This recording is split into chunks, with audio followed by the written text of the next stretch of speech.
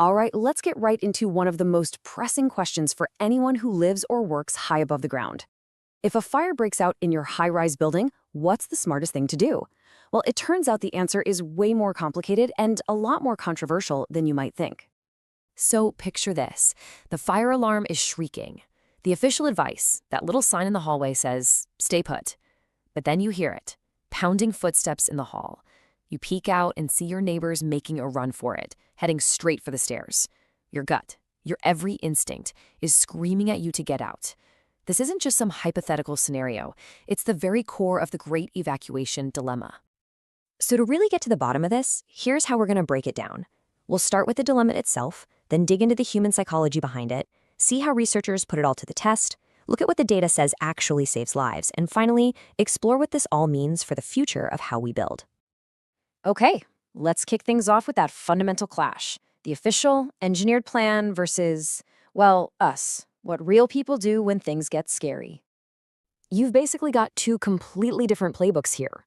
On one side is the official plan, all based on cold, hard engineering. It says, stay put. Trust the building. It's designed to keep you safe. But on the other side, that's pure human instinct. And it's saying, get out, right now. Trust your own eyes and ears. Take control. The entire safety system is designed around one idea, but our human nature is wired for the complete opposite. So this official strategy is called stay put. And honestly, the logic behind it makes a ton of sense. Modern high-rises are basically designed as a stack of fireproof concrete boxes. The theory is that if a fire starts in one apartment, it stays contained in that box.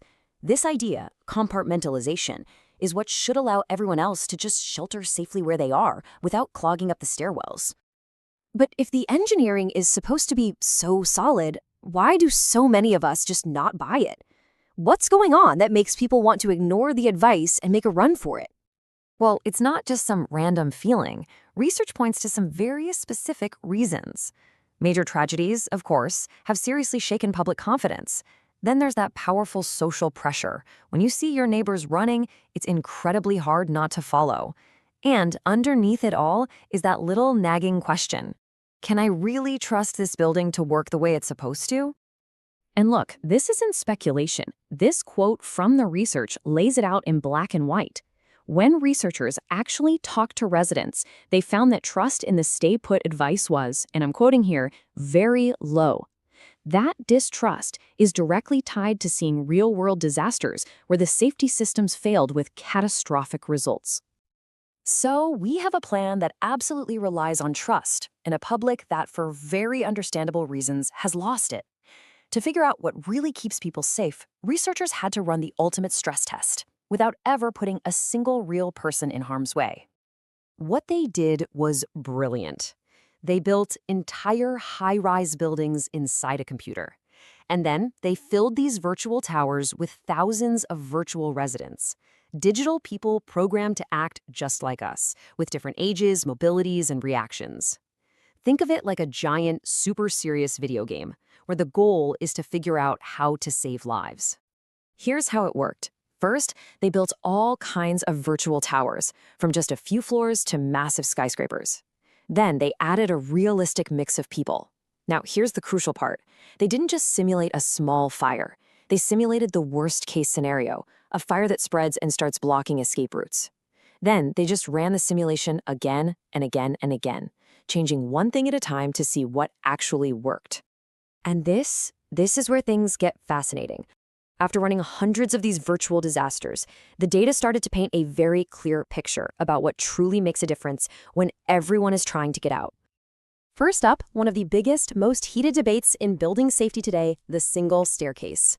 If the official plan says you should stay put, does having a second way out really matter?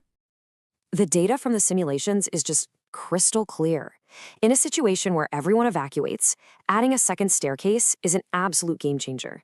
It cuts the total time it takes to get everyone out by more than a third. That's a huge amount of time. Precious minutes and seconds that can literally be the difference between life and death. Okay, next question. Think about the fire alarms you've heard. It's usually just that loud, piercing, generic sound, right? But what if it actually spoke to you? Does the type of alarm we hear change how we act? The difference here is just night and day. Relying on your neighbors or just a standard alarm still left virtual residents trapped, but the voice alarm, one that gives clear, simple instructions, it was so effective that in buildings up to 30 meters, the number of trapped residents dropped to zero. Zero. It cuts through the panic and confusion and gets people moving faster. You know, we've all been taught forever, in case of fire, do not use the lift. But what about people who can't use the stairs? For residents with mobility issues, that's not just advice, it's a dead end. And as our population gets older, this is a question we have to answer.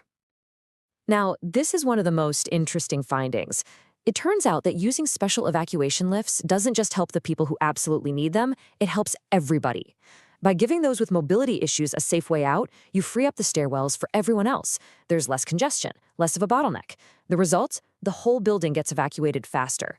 It's a solution that makes everyone safer. So let's just quickly pull these data-backed solutions together. A second staircase. Huge impact, but yeah, it costs money and takes up space. Voice alarms. They get people moving way faster, but the message has to be clear and trustworthy. And evacuation lifts? They speed things up for the entire building, but they need to be managed properly. The point is, these are all powerful, proven tools. So when you put all this evidence together, it really points to a completely new way of thinking about high-rise safety, a philosophy for the future. The main takeaway is actually pretty simple. We need to design our buildings for how people really behave in a crisis, not how we hope they'll behave. We have to acknowledge that a full-scale evacuation is a very real possibility, and our buildings had better be ready for it. That means we need clear communication, we need more than one way out, and we have to make sure that absolutely everyone, no matter their age or ability, has a safe way to escape. It's about building for reality. And all of this leads to one final critical question, one that I want you to think about. Does the safety plan for the building where you live or work account for human nature? Does it have a backup? Does it communicate clearly? Does that plan actually account for you? Thinking about that, well, that might just be the most important takeaway of all.